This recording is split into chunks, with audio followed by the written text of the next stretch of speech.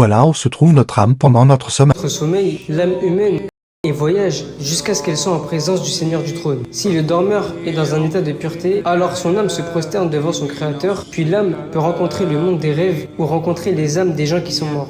Mais ce qu'elle rencontre réellement est une page du savoir d'Allah concernant l'invisible et contenant le bien ou le mal qu'il a décrété pour cet humain en particulier. Si le dormeur est sincère, généreux et pur, et quelqu'un qui ne s'adonne pas aux futilités, quand il est éveillé, alors que son âme réintègre son corps, elle transmet à son cœur la vérité de ce que Allah le grand et le majestueux lui a laissé voir.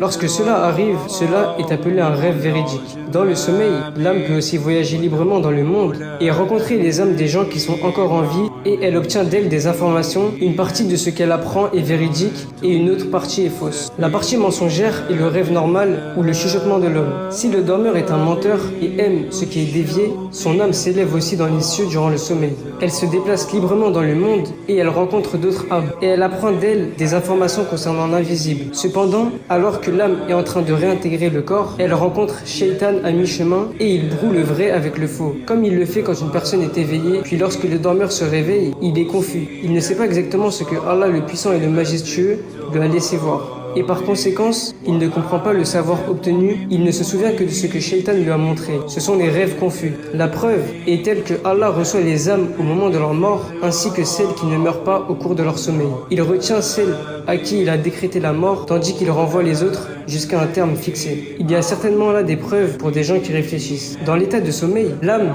ne quitte pas complètement le corps, contrairement à ce qui se passe dans le cas de la mort. Mais elle reste attachée au corps tout en se déplaçant librement à travers les cieux.